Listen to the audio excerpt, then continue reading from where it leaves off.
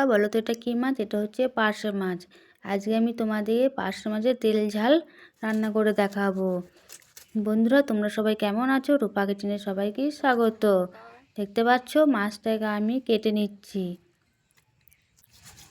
মাছটি আমার কাটা হয়ে গেলে মাছটাকে আমি ভালো করে ধুয়ে নেব। দেখো বন্ধুরা, আমার মাছটা কাটা হয়ে গেছে। এবার আমি মাছটাকে নুন হলুদ মাখিয়ে এবার আমি গ্যাসটা অন করে গ্যাসের মধ্যে একটা কড়াই চাপিয়ে দিলাম। কড়াইটা গরম হয়ে গেছে। এবার আমি কড়াইয়ের মধ্যে দিয়ে দিলাম সর্ষের তেল। দেখো বন্ধুরা, সর্ষের তেলটা আমার গরম হয়ে গেছে। এর মধ্যে দিয়ে দেবো আমি কুচনো পেঁয়াজগুলো।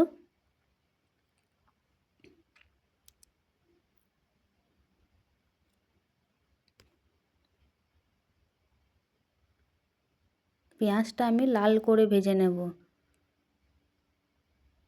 দেখো বন্ধুরা, আমার পেঁয়াজটা ভাজা হয়ে গেছে। এবার আমি পেঁয়াজটাকে একটা পাত্রে তুলে নেব।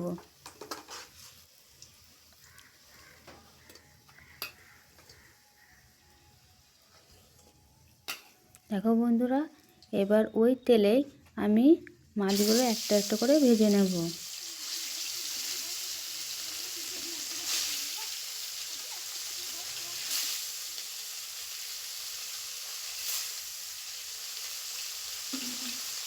দেখো বন্ধুরা, আমার মাছের অন্য দিকটা ভাজা হয়ে গেছে।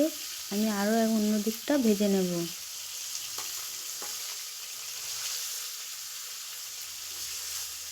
মাছটা ভাজার সময় গ্যাসের ফ্লেমটা হাই করে রাখবে, কারণ গ্যাসের ফ্লেমটা লো করে দিলে মাছগুলো ভেঙে যাবে। দেখো বন্ধুরা, মাছটা আমার ভাজা হয়ে গেছে। এবার আমি একটা পাত্রে সব মাছগুলো তুলে নেব।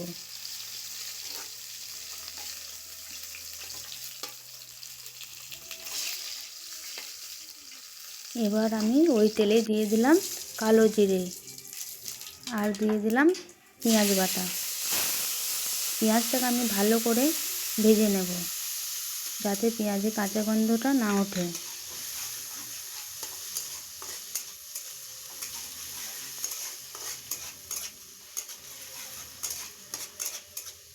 দেখো বন্ধুরা, আমার প্রায় পেঁয়াজটা ভাজা হয়ে গেছে। এবার এর মধ্যে আমি দিয়ে দেব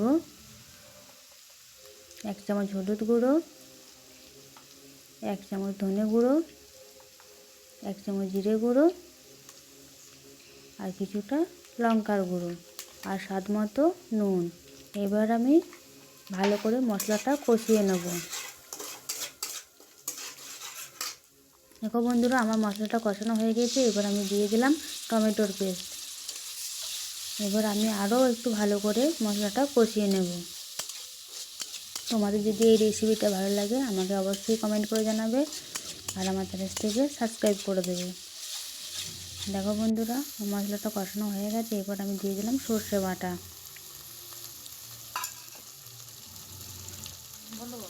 এরপর আমি দিয়ে দিলাম সামান্য পরিমাণে জল। দেখো বন্ধুরা, আমার গ্রেভিটা ফুটে গেছে। এবার একটা একটা করে মাছ আমি দিয়ে দিলাম।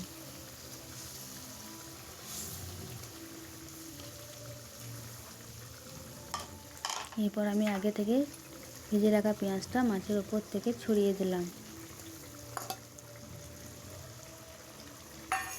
এবার আমি ঢাকনা দিয়ে 5 মিনিট রান্না করে নেব। দেখো বন্ধুরা, আমার 5 মিনিট হয়ে গেছে। আমার পার্শে মাছের তেল ঝাল রেডি। দেখতে পাচ্ছ কত সুন্দর হয়েছে। Tata, bye bye.